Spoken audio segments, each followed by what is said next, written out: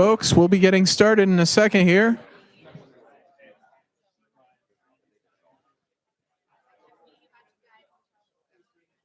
Huh? What?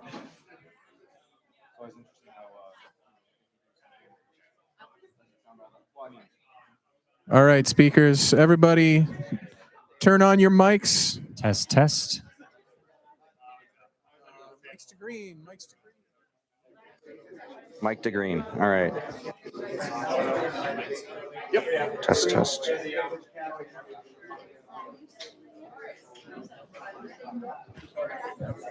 Mic'd? Is your light on, Brian? Test, test. We good?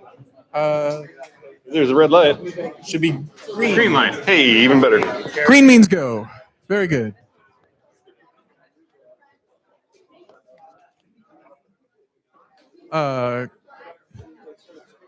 Good afternoon, everybody. Thanks for sticking around all day. For those of you who've been here all day, and for those of you who just came for the end, that's great too. Welcome. My name is Colin. I'm one of the co-founders of OpenAR Cloud. And today we're going to have a little panel discussion about privacy and security in the era of constant reality capture. So let me introduce you all to our esteemed panel. Going down the line, we'll start with Damon Hernandez. Damon works in many areas of the 3D industry and has been active in virtual environments and the Web 3D for almost 20 years.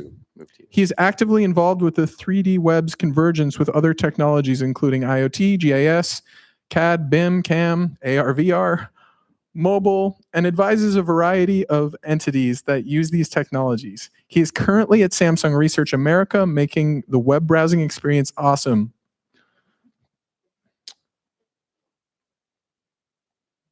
Next, we have Lisa M. Watts. Lisa is a storyteller and technologist known for her business insight, creativity, and relationship building.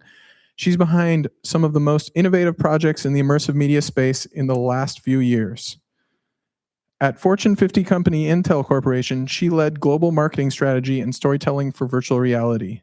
She invested in groundbreaking independent projects such as Leviathan, Spheres, Tree, 0 Days VR, and helped launch the VR League with ESL and Oculus.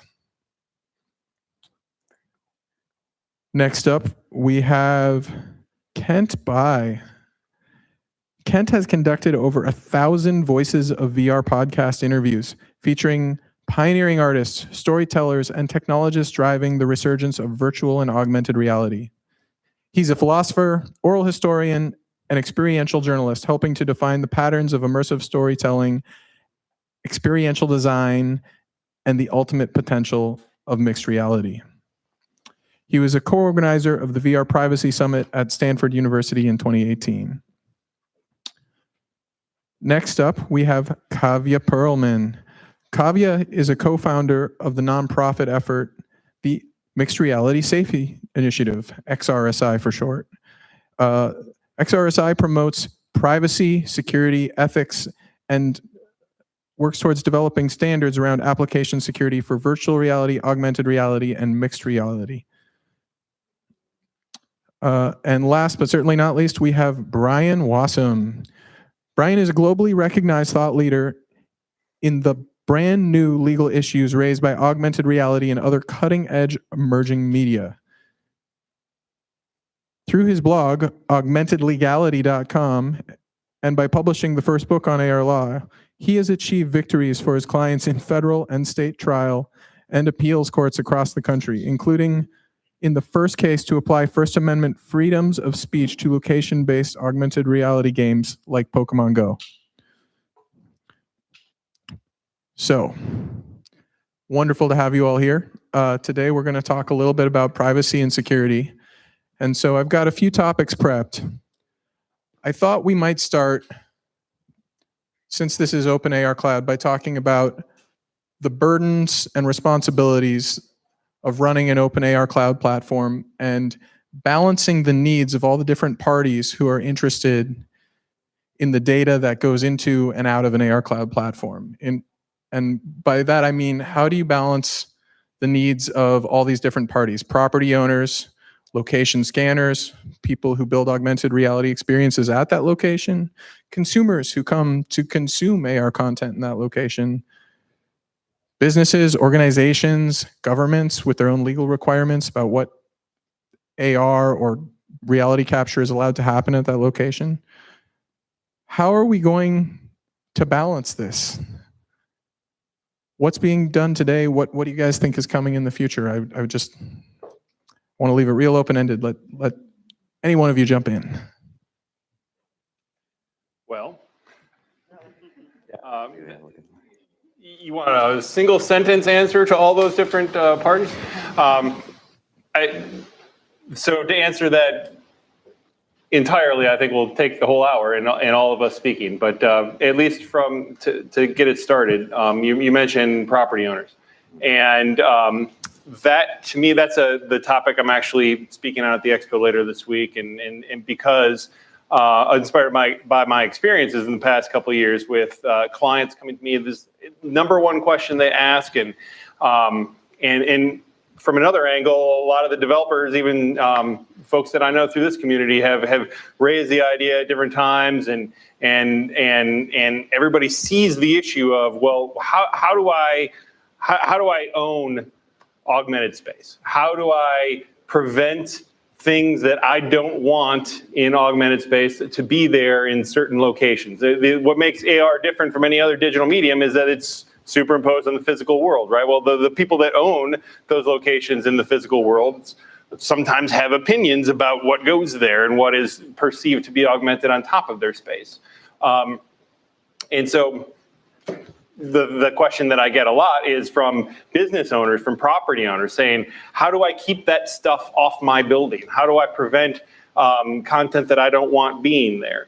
And for my background is in representing media companies, and so I've been a First Amendment purist on these things for much of my career and much of the commentary that I've had on this. And my answer is, well, has reflexively been, anyway, that you can't, because property rights control what you can do in this physical space. You can prevent someone from physically trespassing onto your property. You can prevent someone from maligning your property in a physical way, from drawing physical graffiti on it with a spray paint can. But you can't prevent someone from putting AR content on there, because now we're talking in air quotes, because it's not really there. And that's the mantra that I've kept coming back to, is it's not really there, and that matters for purposes of privacy law, because privacy law only governs physical things, physical intrusions. It's not meant to govern digital space. Just because of a cleverly designed two-dimensional display that is put on a mobile device to make it look like, to create the illusion that it's really there. It's not really there, and that matters. Now, in recent years, we've had experiences that kind of test the boundaries of that, and I think that, frankly, that is going to be a more nuanced question going forward. Overnight, in July 2016, Niantic rolls out Pokemon Go, and then all of a sudden, people are behaving in ways they never did before. They're walking on property and using property in ways they never did before. That tests the bounds of trespass, of nuisance. Niantic just settled a month ago a series of class action lawsuits that were filed right after that game came out. It's been litigated in the courts this whole time, and the answer was not clear. The courts were not as receptive to this argument that, oh, sorry, no trespass, First Amendment issue. They didn't see it in quite that stark of terms. Are there arguments to be made that why property law should extend that way? There are certainly a number of law professors that think so now. But yeah, that's my answer to that question, is that property rights are a real question. Yes, some of my thoughts, really, today is a significant day, and that's something that I feel all of us as an industry need to do from top to bottom, from the organization level to the consumer level. We really just need to come together as the mass adoption happens. We need awareness, stuff like the thing that we today launched, Ready Hacker One platform for awareness and media awareness, and bringing contributors together to talk about these issues. Well, it will take a while to get to the legal changes and hopefully introduce AR guidelines into CCPA type of stuff, California privacy law type of stuff. But what we can do now is we can conduct research together, and we can put together guidelines and sort of policies in place. Because I think we can very easily say evil empire, but the evil empire itself really sometimes doesn't know, having been worked at Facebook for their third-party security during US presidential election time. I can tell you that intentions of an individual is not waking up, I'm going to violate XYZ today. No. Everybody wants to do great work, but they really do not have sort of trickle down enforcement or accountability. So coming together, holding some of the organizations accountable, coming together, doing research to put these policies, guidelines in place. One of the early works, and our co-founder Ibrahim Bijili's work, is to find novel attacks in VR. So things that have not yet really happened. And the key is staying ahead of the intelligence curve. How you do that? Do the research, find those hacks, and then verbalize it, standardize it, and let the community know that, hey, as you are going into this domain, these are the possibilities. So they could take that into consideration, make those decisions, and then sort of have that trickle down. Making a statement like future is private is very easy. But then what does that actually mean to the developer who's coding? That's something that needs to be translated, especially in this domain, because there is very little research. So who does the responsibility fall upon? I think it falls upon all of us. And that's something that we need to acknowledge and just really internalize. Some organizations are like, oh yeah, I'm sort of counting money right now. I'll talk to you after a year or 2 years, but that's fine. Bring them together. I think that's the important piece here. We're in this together. Yeah, and from my perspective, I've been really concerned about biometric data and what is going to be made available for people, whether it's our galvanic skin response, what we're looking at, what we're paying attention to, our facial expressions or emotions. I was just at a neuroscience and VR conference where there was some latest research where they were able to look at the brain waves at someone's mind and be able to use a natural language processing and AI to essentially read your thoughts. And the person who was saying that was like, within 5 years, this is going to be able to be like in a non-invasive EEG technology. We're going to be able to know what you're thinking. And then there was this chilled silence in the room. It was like, oh shit. Do we really want Facebook and Google knowing what we're thinking? And they're working on all this stuff too. They're actively moving all this forward. And on the one hand, it's going to be amazing user interface when the technology can just read your mind. But where's that data going? Where's it being stored?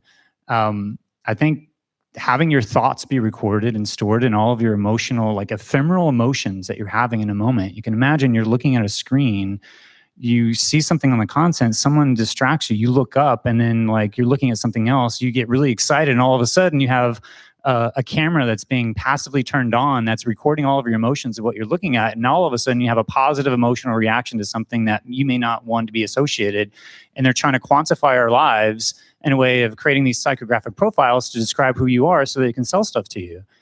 Now, the thing that I'm concerned about is the fact that there's a third-party doctrine that says that any information you give to a third party is no longer reasonably expected to be private. There's the Carpenter case that has some good indications that maybe it's not going to be a blanket universal, but at this point it's pretty much, yeah, anything you give to the third party, you can just assume has no Fourth Amendment protections. The government can go and get that information. So if you're a company that is storing a whole bunch of really intimate biometric data about somebody, that means that a totalitarian government could go to you and say, we want all of the information on this person. What was Kent Bai's emotional reactions for the last decade? And that's the situation that we're creating is essentially the infrastructure for a totalitarian state. Now, what do we do to on the other hand, there's all of these amazing applications of what we can do with all of this biometric data. I just went to a Awakened Future Summit that was looking at the cross-section of psychedelics, virtual reality, immersive technologies, and meditation.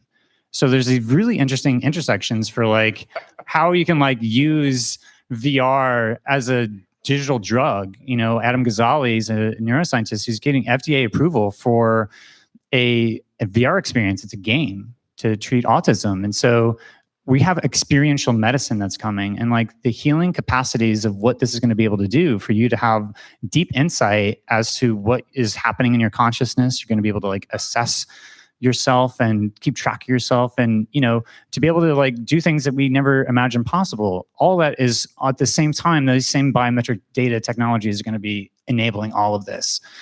And yet, on the other hand, you know, that data in the wrong hands could be used to not only predict what you're going to do, but control what you're going to do. And I think, you know, a behavioral neuroscientist told me that, and it felt like just like hyperbolic, you know, fantasy when he told me this before Cambridge Analytica. But to see what is possible with having centralized repositories of all the psychographic data at the scale of 2.7 people, we're talking about like national security implications here in terms of what we're doing, what we're creating. And I think the people that are in this room are going to be at the forefront of creating the alternative, which is the open alternative, the decentralized architectures, homeomorphic encryption, differential privacy, finding ways that you can actually like still do real-time processing on this information and get some insight. But do we really need to be like storehousing all this data in this repository so they can retrain their AI algorithms for you over decades? And I think that's what they want. They want to capture all this information to be able to train their AI that's going to continue to get a lot better. As long as they get it now, that's the end game. And so this is like after the Quest is out, this is like a little window that we have to actually put forth alternatives and to have people that are in this room create a competitive alternative to these closed walled garden platforms. And so I'm excited to be here and discuss this with this panel, but also to be talking to people in this room to see what you think about how to design something that's a lot different.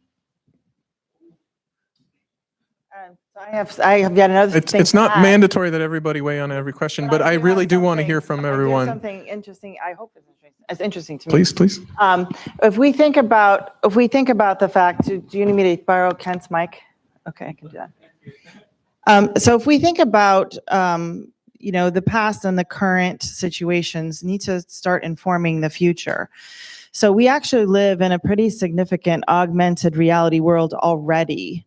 And so Bryan's talking about property rights and, you know, projecting an augmented reality visualization on a business or a property. You have a condition today where Yelp is already doing that same thing. So they have these algorithms where, you know, the negative feedback is more likely to see the light of day. Their justification for that is that, well, that person's feedback is more valid because they give feedback in more places. But if you log on to your business profile, you'll see 10, 12, 15, 20 very positive feedbacks that will never, ever be posted to your profile because that person just isn't on those platforms a lot and their feedback is deemed not valid because they're not an active person on that platform. You might see that with Google reviews, you might see those with other things. So we are already having these projections onto the physical world, onto things, onto people, onto all of these that are already skewed, right? So we have to take a look, and I think Christine and I had some very interesting late night conversations about this as we were kind of prepping for today, which was around, you know, we have to think about, have an honest conversation about where we are right now, because we always kind of think it's always over the cognitive horizon. It's always kind of the next thing, but the foundations for the future are today. And that's why I'm excited to be here with all of you, because I think we have to acknowledge that data is data. And how it gets projected, just because it's moving from 2 dimensions to 3 dimensions, et cetera, it's still the same issues. And we have to make sure that we understand how to correct in the future the sins of the past and the sins of the present. So this is, you know, I don't have the magic bullet, but just bringing that to bear, AR isn't the next thing. AR is now, and augmented reality isn't just something you put on your face. It's what we're being fed moment on moment, day on day. And at some point in time, we're all going to be in a car that's going to drive itself. We're going to be driven down a street and we're going to be told what to think. So we need to seriously think about that because we're already being told what to think, and we're getting very complacent about that. We're kind of getting used to being told what to think. So the next step isn't that far away. So we really need to have a serious conversation and think about what's happening now and how we want to correct that for the future. Question. All right, next question. Well, Kent, I feel like you read my mind or something, because my next topic that I wanted to bring up was that of anonymization. You talk about collecting quantified self information and how it's going into these large databases. In the case of augmented reality, that can also be people who are scanning the world and inadvertently giving away behavioral information about, for instance, if they have a tremor or something that can be diagnosed through their shake. And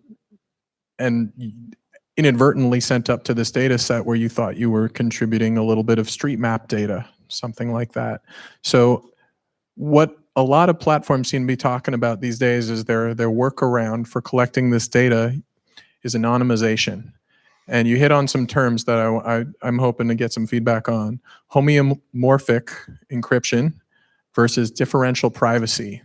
This is kind of the new privacy versus I've been hearing in the last few weeks is Apple's going around saying, oh, we can still learn from the crowd through differential privacy, but we're not collecting so much information that that information could be reconstructed later. Meanwhile, other big tech platforms are going, oh, well, we're using anonymization techniques and we're using homeomorphic encryption to change the IDs of all the identifying information in this data set. Unfortunately, what we've seen is researchers at Carnegie Mellon have successfully taken anonymized medical data, cross-referenced it with voting records, and reconstructed the identities of the people in that data set.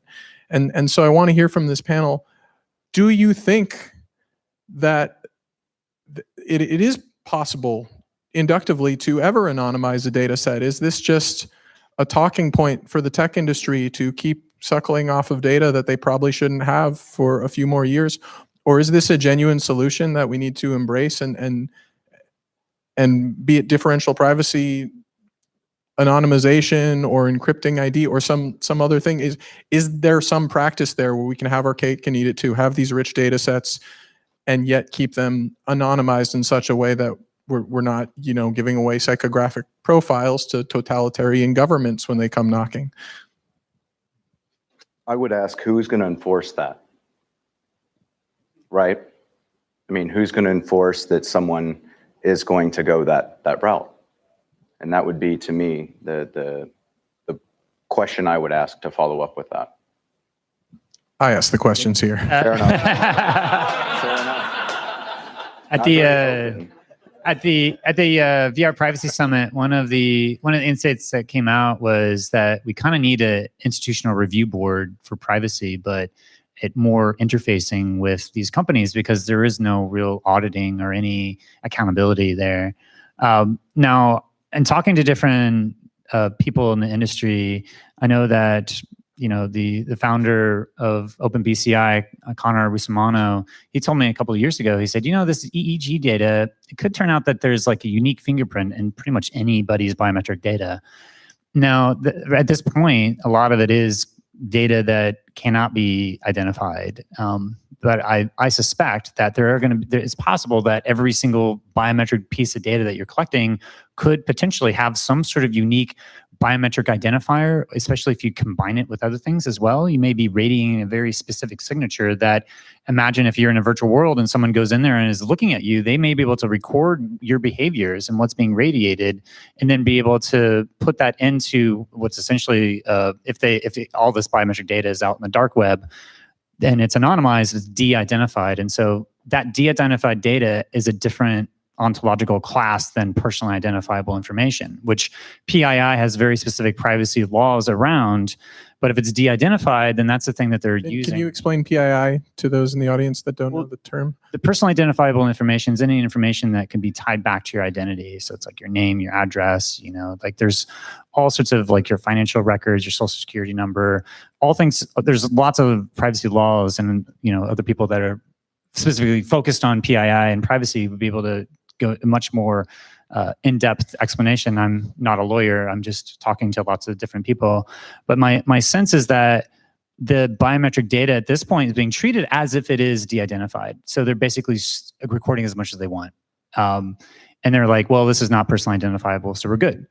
And my argument is that a lot of the stuff, even like gait detection, so as you're moving around, how you move your body has a very specific like muscle length and how you walk. That's PII, that's personally identifiable. That's very easily translated and be able to unlock information. So even if you're walking around and you're not trying to hide the gait information, that within itself is PII. So that's one thing. I'm not so sure about the differential privacy homeomorphic encryption. I'm looking forward to talking to more experts about that to get more information. But I do want to say one more thing, which is that if you read through the privacy policy for Oculus and Facebook, they have in there all of these things that are essentially identifying you. Like you're never going to be anonymous when you use the Oculus Quest. They know what your IP is. You know, they know where you are. They have kind of a standard stuff in there to locate and identify you. But the thing at F8 that really gave me pause was they said, oh, you know, just like your iPhone, we're going to be able to ensure that you have your own identity and no one spoofs your identity. And you're going to have a security feature of scanning your eye and having a fingerprint. So once they have that, they're like, oh, you're never going to be anonymous ever. They're always going to know who you are, even if you're using a friend's headset. Right? They're going to be able to look at your personally identifiable information through your biometric data that they're going to pass off as a security feature. But be warned, it's not a security feature. It's to be able to identify you. Anyone else want to? You asked if there was a magic bullet. The magic bullet is consent. Right? These rules only matter if you're gathering data and the subjects of that data don't know about it. But consent is easier said than done. It's a tricky thing. So that isn't necessarily the most practical solution, but that's the answer to your question. But they have adhesion contracts with privacy policies that are pretty bunk. I mean, that seems to be like you sign a contract in terms of service that, you know, you are consenting whenever you sign on that. So that seems to be a pretty big hole. Yeah, and remember we talked about it at Stanford's Privacy Summit. Consent. What is consent? Do I agree to this? Click here. What if I don't agree? Go to hell? Like, what is consent? Like, do I really have a choice here? So it's interesting that the consent comes from our legal friend. But it is really just a tool to collect more. And then let's say if you want to withdraw consent, let's say I want to say, hey, I don't want to be on Facebook anymore or something.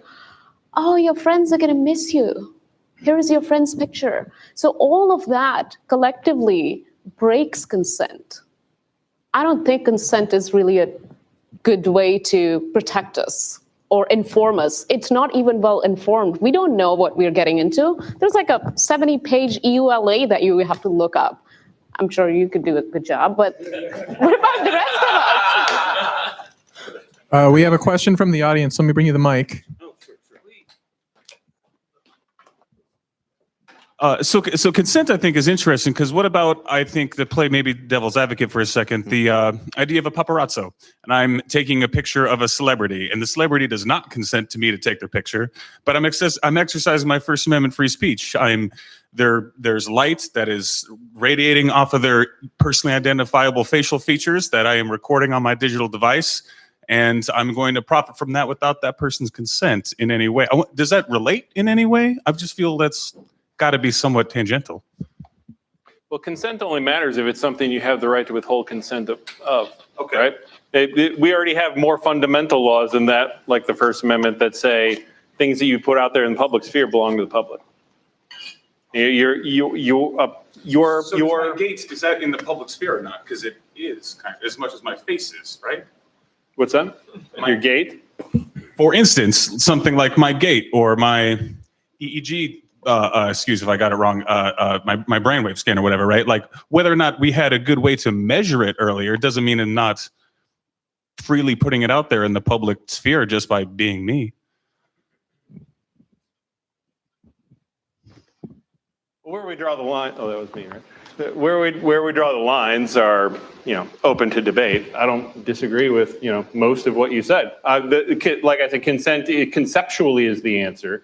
How we define that, what it really means, where the lines around that are, very thorny issues. But we appropriately give a lot of credence and pay a lot of attention to privacy, especially now that we have unprecedented capability to gather information, hoover it all up, right? These were questions that didn't need to be asked a generation ago.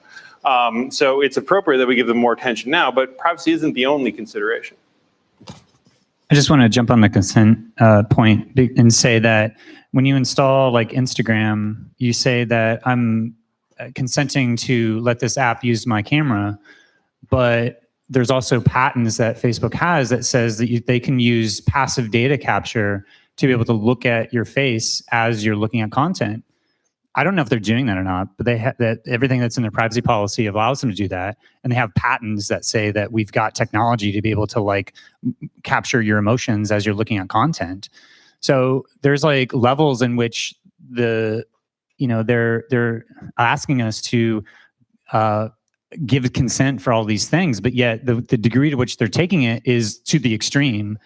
We kind of have to assume the worst, honestly, like, because we don't, like, as soon as if it's written in the privacy policy and we consent to it, then we just have to assume that they're doing that. So we have to assume that they're listening to us or looking at our emotions. And so I think that there's different levels in which, in the context, it would be nice to be like, oh, do you consent to having your face secretly recorded and having your emotions harvested? I'm sure there'd be a lot of people that would be like, no, I'm not really that okay with that. Well, it's not an assumption. We know they're doing that, right? Like all the revelations of Facebook putting intentionally negative content out there to manipulate user reaction and see if negative content was more interactive than positive content, that kind of stuff. We know they do that. That's well, the secretly recording you with their camera, I don't know if they're doing that. They have patents for it, but it's super sneaky if they are, but it wouldn't surprise me. I'm seeing a lot of excitement from the audience. I have 4 hands that have gone up. So I have more canned questions, but I think this audience has even better questions. So you were first, sir. So it feels like it's getting to a point where constitutional rights are being infringed upon, or perhaps even, impeded. So what would the government's role be in, or would they have one in playing a part in governing, from the first question from actual space and real estate to privacy? Is that something, to me, it seems like that would be a necessity in order to, because they would be the only ones that would have the authority to lay down some sanctions. But I'd love to hear your thoughts. Well, in this one, I default to the lawyer to chime in, but some of the work that I've done in the past was dealing with actual policy makers. So people who are on the Cybersecurity Council and some of these others, because I think when we talk about the consumer space, what we forget is someone owns this property. And for them, the Congressman Himes was very freaked out about the fact that his kid could come in and play a HoloLens game and be mapping the interior of a federal building. Okay, now that's not talked about. Sure, that saved cash locally, but that's going to go to the cloud one day. And so I think that part of, and what was interesting is the person who initially went down this rabbit hole is not in the AR/VR space. They're just kind of a security nut. And so I think that one part of the value of organizations like this, people like Bryan and others who are going forward, is looking at how do we start to put these things in place to have the discussion around guidelines before the pendulum swings the extreme other way, to where you have Congress that are calling people in because, that kid got shot and now it's a PR disaster, okay? I went to facility, and while I'm trying an SD.ai or whatever app, that I'm mapping the inside of this, right? And so I think that from a policy perspective, those people need to be informed for damn sure, right, of what's going on. And then they just need to have the confidence in the folks that that's their rabbit hole, I personally feel, to manage it. But to me, that's something that no one is talking about, because I deal a lot with the built environment sector. and they give a shit if you're going into their space and scanning it. And so that's a whole different thing of I'm putting a Pokemon in your backyard when it's saying that you're either collecting the IP of my design, which is an architect, I don't want to share. You're collecting the interior of my space as an owner or developer, I don't want to share. And so there's a lot of these things. So for me, I think that from the physical environment, not so much I'm throwing some digital litter on your property, but I'm actually acquiring your space. The policymakers do need to be somewhere in that conversation.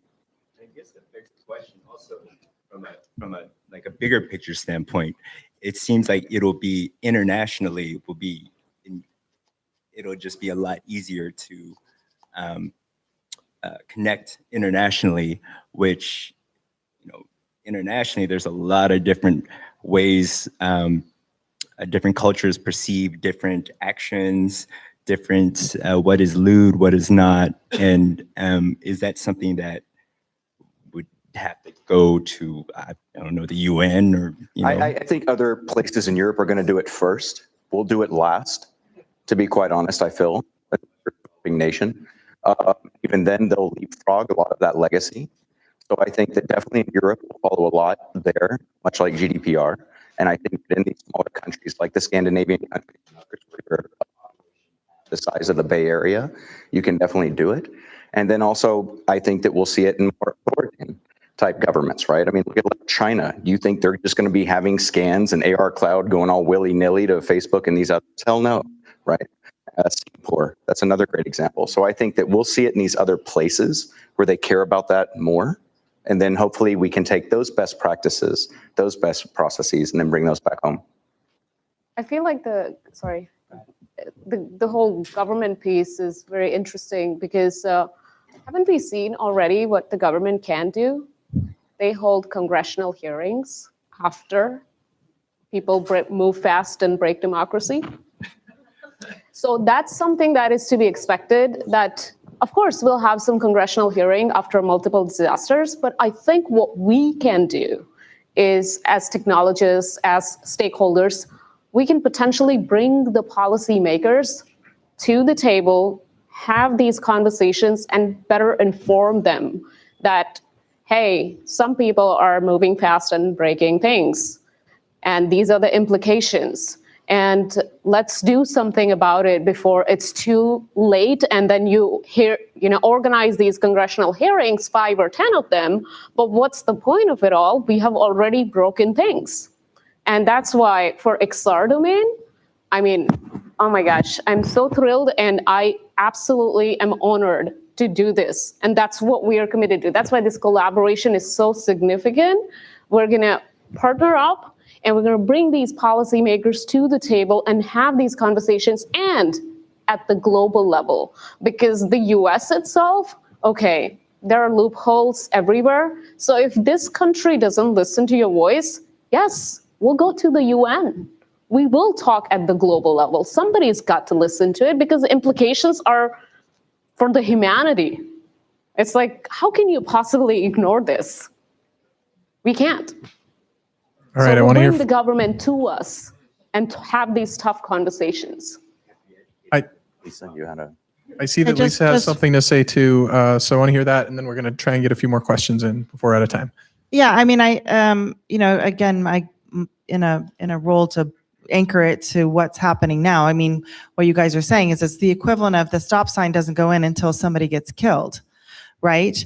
So we need something like Red Hat, who is an independent global body that is looking for security, issues that can operate with some amount of clout to expose things like, the EULA is giving permission for whatever it's giving you permission for, without having, some way to balance the scales. Because right now there's a lot of great things that can be done online, and we all want access to those things. But, in a lot of ways, you're held hostage to the EULA. I mean, you want the ice cream then you have to do all these terrible things to get it, right? And that there has to be some balancing of the scales. And whether it's the equivalent of Red Hat, an organization like this, or some other that actually builds the international clout to do that and goes to the UN and exposes these things for what they are, so that Europe or whoever is going to operate first can go, then that we need that sort of inertia around personal privacy and safety and all those sorts of things. Yeah, I just wanted to jump in quickly and say that there actually isn't like a consistent constitutional given right. It's kind of a patchwork of multiple amendments, and there's like different laws and different contexts as well. So like children have like COPA Act to protect children for privacy. Then there's like video recording. There's different, it's like the FTC ultimately is the arbiter of like enforcing privacy violations with these FTC consent orders that they like Facebook and Google both have some, but there isn't like a consistent entity. It's not a singular vision that's holistically taking a look at everything. GDPR, I think, is a good first step in Europe, but that's not United States. And so we're in a very specific legal context. I don't know if you have any more from the lawyer, the one single lawyer on the panel, if they have more to say. Plenty, but we should probably go to the next question. Okay. Yeah, let's get a few more in here. I was just going to ask a related question, but also that it strange to me that, this whole AR cloud thing, it's not just about private companies, it's about the government itself will be spatialized, traffic and ordinance and all that. And I think the sort of spatial rules and permissions and contracts on those are in some ways the most critical, because, the private sector, we can change, we can do things, but what gets actually baked into where you don't have consent, like the government doesn't ask for consent to be in the government. Like to be a person, you have to be here. And so I was just wondering if there have been any thoughts about how we could start to phrase the spatialization or the AR cloud of the government, because I think that's the one that our society needs to get right the most accurately. And then everything else, I think, will almost be an echo of how that one is structured. Like, what just happened at San Francisco, the surveillance ban, that law, that gives me hope that there is still some time to really kind of bake these things into the whole ecosystem. But we have to talk about it. We have to be bold. We can't be wishy-washy and make some tough decisions and bring people to the table ultimately. But I'm just hopeful, that's all. Not necessarily specific to the government, but I did an interview with Mark Pesce, who was talking about the mixed reality service, which was some method to be able to try to mediate permissions in some sort of decentralized blockchain manner. If you wanted to give consent on your property for allow people to augment it or do specific things, or if you wanted to maybe restrict it in some way, like the Holocaust Museum and people playing Pokemon Go is an example where, there's maybe a free speech right for you to do that, but if it's private property, then maybe you also want to, create a certain culture around like a shared agreement. And is there going to be some way to mediate that? I mean, that's what comes to mind when I think of like shared space and how to like control it. Like there could be some method like that, but I haven't thought too much about like the governmental. The first thing that comes to mind is like the FCC has like they regulate the wavelength bands for the different frequencies, but this seems like it's just spatial and nothing that be specific to like anybody. It's kind of open to anybody to do whatever they want. So I don't know what would need to be mediated. I would split it between two just real quick, right? Go to the small, like I said earlier, right? Look at what the Scandinavian countries would do, right? Your Finland, your Denmark. I mean, the whole 3D model of Helsinki is available, right? For people to go in some of Espoo and some of the surrounding area. That's fascinating, right? So you have these small people who are already progressive in thinking that way. Now go to the other scale, China, right? And so that's where I think that what's going to be interesting from a municipality perspective. How does a government do this? Because a government can't just, especially here in the US, if you ever want to deal with it, go to 5 different cities and ask them for their 3D city data. First of all, see what you get, right? And so if you start with the way that they've already organized their data and how they don't know what to do with it, unfortunately, again, I think you're going to have to go to these other countries to look at it from a country perspective. This is how they did this well, Singapore and their Smart Nation initiative or Virtual Singapore, and then try to bring that, or then look at the people who, like Mayor Steve Adler in Austin, and some of these other places where the cities themselves are progressive, you know, what Gavin Newsom did with Data SF and some of these others. Start there, right? But I think there are those places where it's more fertile for that type of discussion, right? All right, Tony, I saw a question from you earlier. Do you? Well, I don't know how this is going to go over. Hold on 1 second, just for the recorder. I like these Hold on 1 questions. second. Yeah. But Sorry, I didn't hear the first part. Go ahead. yeah, I said I don't know how this is going to go over, and can't believe it's coming out of my mouth. But I'm hearing a bunch of people like really complaining, and like we're all in this tizzy and getting all anxious. And so the way my mind works, I started going, well, what are we really concerned about now? Right? Like, number one, I don't want people to know my stuff because I'd be embarrassed. Or I'm concerned that you would try to exploit me, right? Or maybe my security. Like, I care about, as an enterprise, my IP first, okay? That's the thing I care about. The stuff that's going to impact my budget, all right? And so what concerns me, I can't speak for the rest of the panelists, because everyone who knows me knows that I care less about, well, I couldn't care more about to the, you know, business to consumer. So from the enterprise perspective, it's when I'm augmenting a piece of content into that, I care about who's looking at that content. That CAD model that's coming out of that CAD package into Unity, which already freaks me out, into then an AR solution being stored in the cloud. Those are the things that I guess concern me. because it's intellectual property. It's intellectual property. and yes. you're concerned, but there are already laws about somebody using your intellectual property. But where do I find the weak link in that? So like upstairs in the conversation, right? We were talking about that. Now, if I'm going to use one of these solutions and that data leaks out, do I go after the Unity developer who developed it? Do I go after Unity because the weak link is there? Do I go after the cloud service that they used, right? Where do I even know where to go, right? And so for me, I care most about, one, the intellectual property.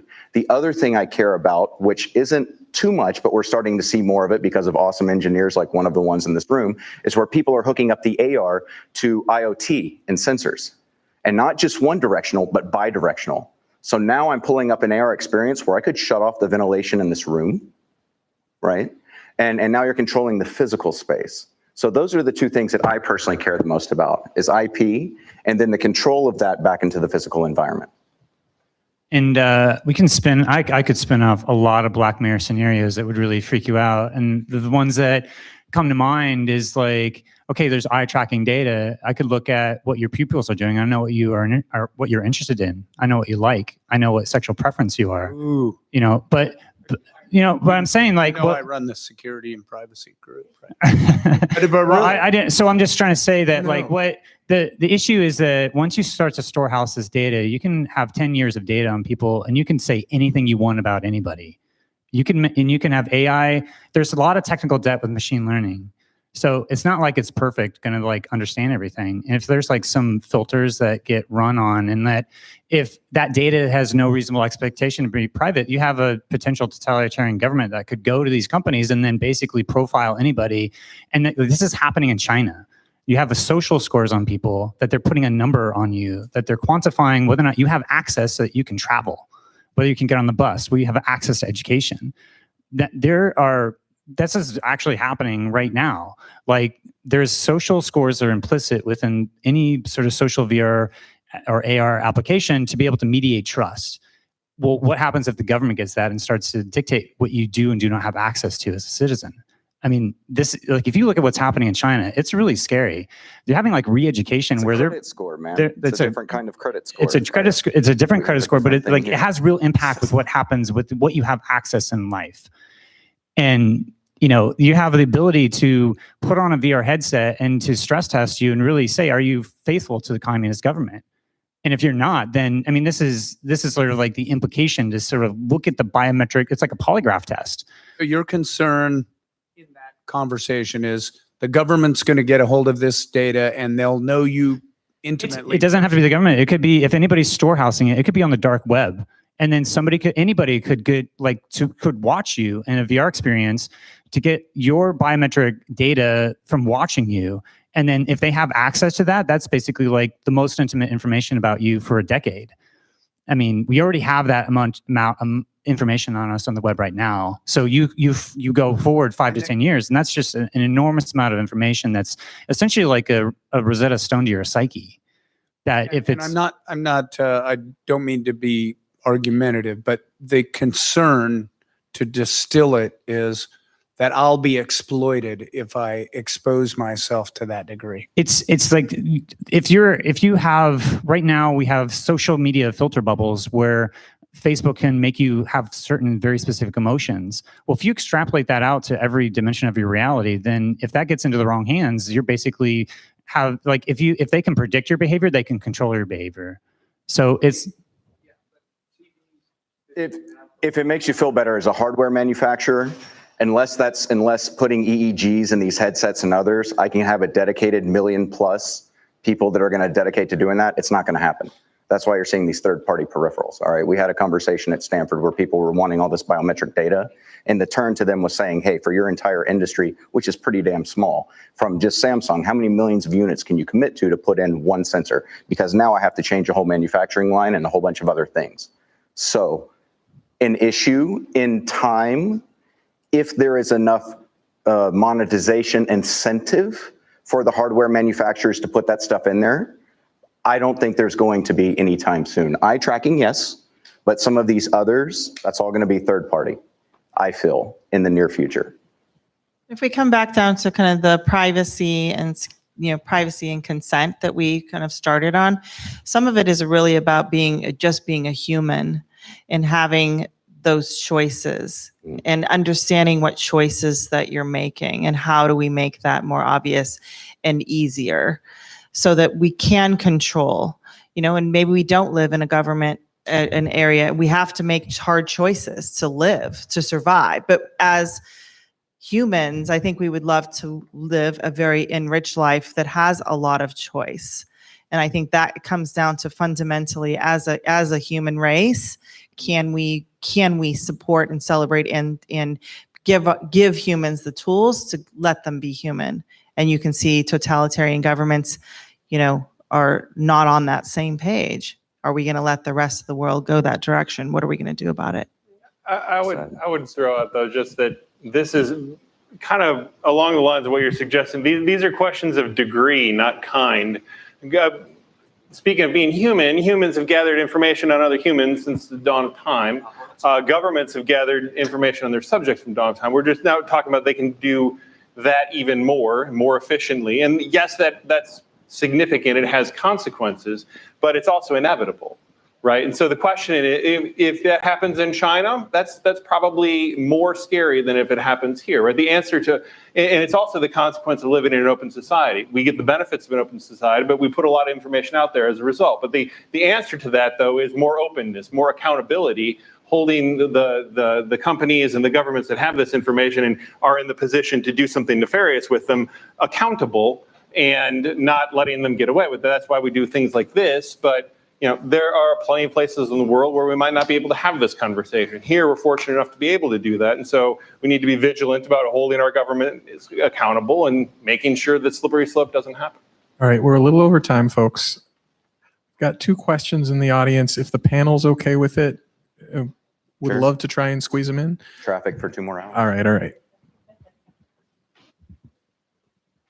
Yeah, so my question's from a way long time ago, but it kind of maybe will help wrap it up. So when you were talking about consent, and then you talked about consent, something popped into my mind, a law in the US about attractive nuisance, which is, it's a property law. And it basically says that even if you have a fence, if there's something attractive in there and somebody climbs over the fence and gets hurt on it, you're actually still liable. So it was very interesting because I read every legal document I've ever signed except for on the internet now because they're 200 pages long or 70 pages long, and you just want the app to try it out anyway, right? So my question is, what are the tools that are in place now that we can use to help kind of have a fighting chance? I think IP, if you look at television, there's some rules there for IP. Kent mentioned FCC. I've always thought that's where the power is because all these companies are using public airwaves. So what tools do we have available? What law sets do we have available to help us out? Sure. Well, I think AR actually offers some solutions in this regard. So for one thing, attractive nuisance applies to children and people of diminished mental capacity. Really, where you have a heightened accountability for drawing in people to something that's dangerous, and they don't have the capacity to judge that it's dangerous. That's an issue in AR, but that's a different issue, I think, than what I think you're intending to talk about. But a little bit, you don't actually know what they're going to do. You don't know how you're going to get hurt by what they're claiming because they don't tell you, and it changes. yeah, well, yes, nuisance different than the kind of torts that we're talking about.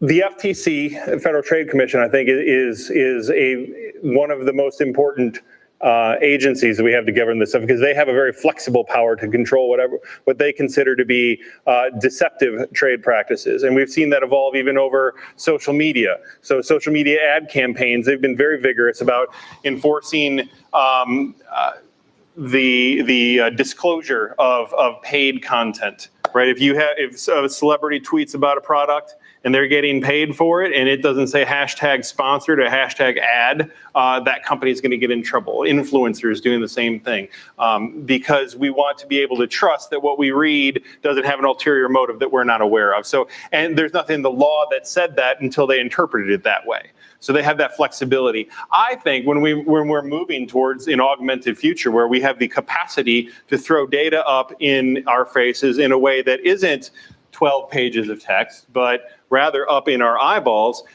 it's a lot easier then for consumer advocates to push for regulations or FTC to interpret the law in a way that requires you to put disclosures up in your face in a way that makes sense. Like if you walk into this room or you're in this area and you are going to be video recorded or your EEG is going to be recorded as a result, you can mandate that kind of information be thrown up in your face. Big red flag says, hey, do you consent to your brainwaves being recorded right now?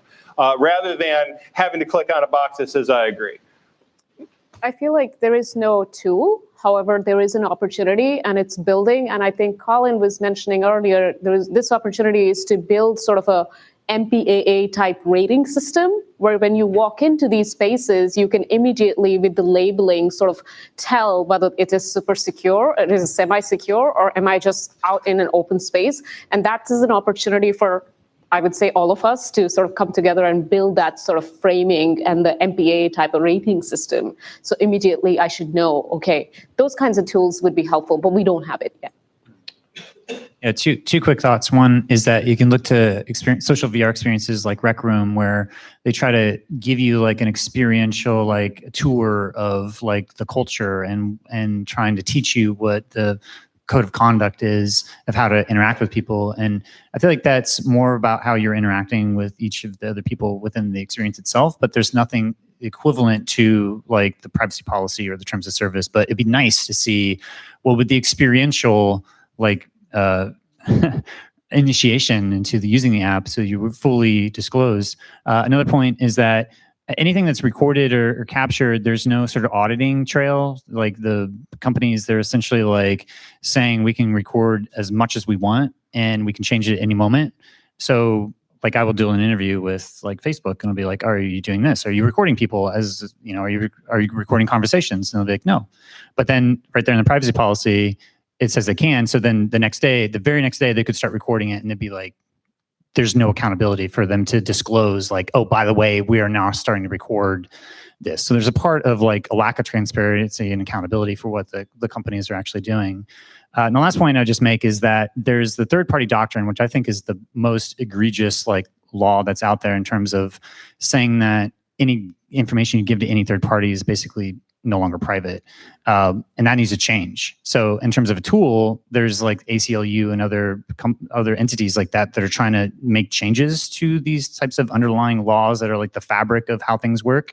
And they need to change and evolve to like how people are actually using technology today, because, you know, that decision and the way that it's being practiced right now doesn't take into consideration like all the things that have changed over the last 10 to 20, 30 years with technology. Well, it kind of has. That started just a couple of years ago. The Supreme Court says the third-party doctrine no longer applies to cell phone location data, right? Right. That It's a they Carpenter case. can't Yeah. warrantlessly search your cell phone data, even though it's technically in the hands of a third party. So it's moving in that direction. How's that Yeah. working out so far with the cops and the warrantless location data?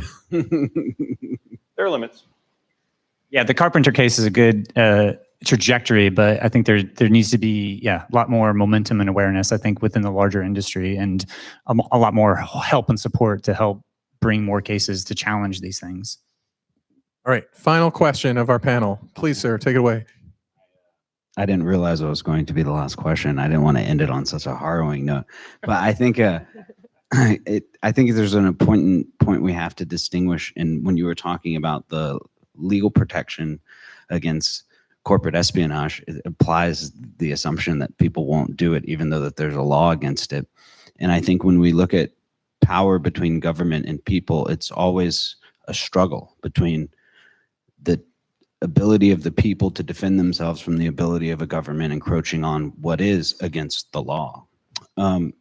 And so I guess my question for the panel is, do you think that as individuals, our ability to defend ourselves from larger entities, whether it be corporate or government, from misusing our data, do you think our vulnerability is increasing or decreasing? And if you do think it's increasing, is it increasing at a more increasing rate? And also, what legislation would help us defend ourselves from that?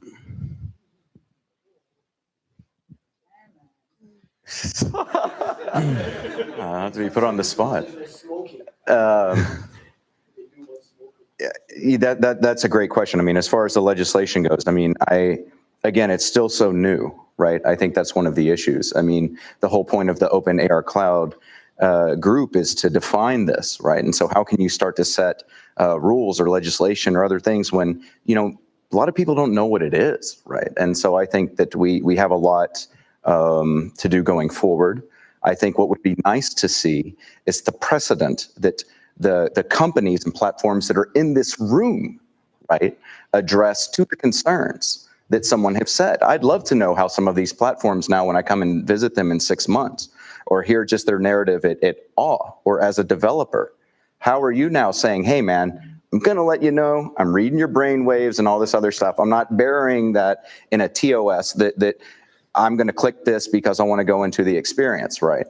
That is a great question. But I am very much freaked out, because even though I didn't say that it was about embarrassment, I think a lot of it is, right? I mean, let's try that as a thing after this, right? Everyone get up one of those meetup tags and write something on there that you're most embarrassed about, like the top 3, and walk around this room and do that, right?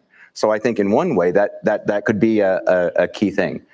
But again, not to go too far, I think that again, it's how do the companies involved set the precedent? How are guidelines looked at from that? Then how can they be involved with associations like this to either have that governance, that direction, and then have that conversation with the attorneys, with the policymakers, and the others? That would be something that I may suggest as a way of maybe looking at this going forward. My opinion is that we're definitely more vulnerable, which may not be a surprise based upon what I've been saying. But I think that, you know, there's an opportunity for many different vectors for how to address these variety of these different issues. So, well, first I'll say that, you know, Edward Snowden, with a lot of the release of the documents he made it clear that there's a fire hose that the U.S. government is having for these social media companies is essentially like a gold mine of intel for everybody that is not in the United States, and potentially even for people that are in the United States, who knows like what is actually happening. But there's like this kind of sinister connection between the government and these companies that is getting them all sorts of information what's happening around the world. And I don't feel like there's going to be a regulatory impulse to be able to stop that. And it's only going to get even more.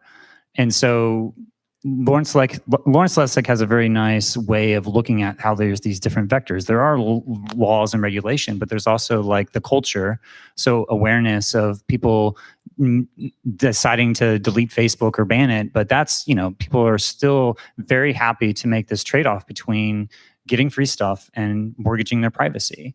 Like, people get free stuff and they like the stuff. And sometimes when you cut off the data, the services will arguably be worse. And so it's increasing their direct experience. And so it's this sort of contract that we have. So culturally, I think it's still a long ways to go. We have to have a lot more like direct impact on people's lives, more than just having our like democracy hijacked by information warfare. For people to actually wake up and like say, this is something that I'm going to change my behaviors day to day. But there's also like technology and architecture and code so that you can actually like build something different. And I think that's what like people like Mozilla and the hubs that they're doing is like they're actually building something that is architecting it from a privacy in mind. And that's something to look at. But then there's also just the economics, and it's a business case. So like, are the people in this room going to be able to create like a viable alternative to like the powerhouse of the Facebooks or Googles or, HoloLens or whatever, entities that's out there? I feel like Microsoft is more or less on a better side than the other entities. Apple seems to be on the favor of privacy, but these are still like, to some extent, Apple at least is a closed walled garden. So I think each company is taking a different vector. And I think there's always going to be like, Neil told me a few years ago, Neil Trevitt of Cronus Group, and I say this all the time, it's like for every successful open standard, there's a competitor, like a proprietary competitor. So I feel like there's going to be that. There's going to be the Quest is going to be the Quest, and it's going to do stuff that is going to be way better than anybody else is going to be able to do. It's going to be that console. But we need those open alternatives that are out there. So if anything, it's not going to be like, hey, let's have the government save us in this case. I think it's going to have to come from all those different vectors. And I would just say there's not one ring to rule them all.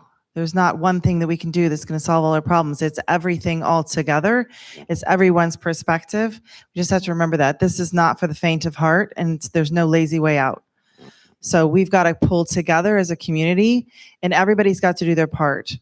From the developer who's making that choice, like I might make the choice to recycle or, reuse containers or not consume so much paper or, reduce my plastics. It's exactly the same decision that can be made in an individual level, a developer level, policymaker level. It's on all of us to make it, and we've got to do the work. That's the only choice we have.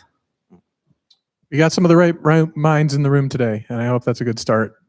Guys, that was an amazing panel. I wish we could run it for another 2 hours because I have so many more questions. But I think it's time for closing remarks. So I'm going to hand it off to Jan here. Yeah.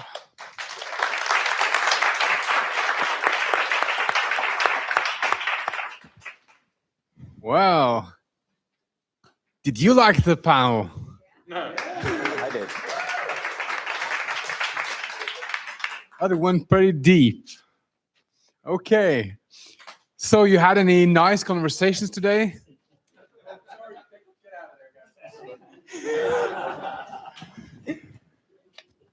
As this has been an interesting day.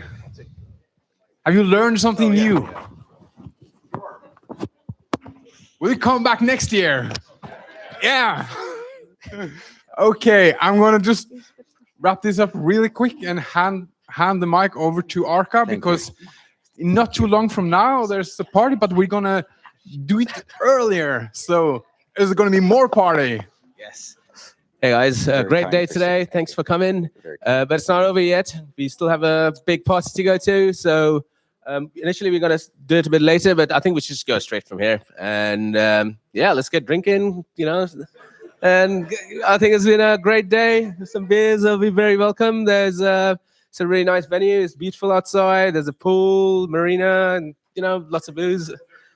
Oh, absolutely. There's more food, and we also have drinks, obviously. Yes. And also we have a couple of cars, four or five cars. So we're more than welcome if anybody needs a lift.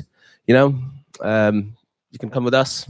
So just let us know, and yeah, let's go party time. Yeah. Party. So we're not an environmental organization, but we really recommend that you are more than one people in each car. So that's a good start with ARCA, but all the rest of you also try to fit more people into each car. Yeah. And there are so many of you. It's been wonderful to see you all. We exceeded our goals and you helped us do it. Thank you. And thank you to the team that worked on the content and Jason for the live stream, because our content is, it's out there. It's stored. You're all part of cyberspace now. You can't get away from it. Thank you. And we'll see you in Redwood City.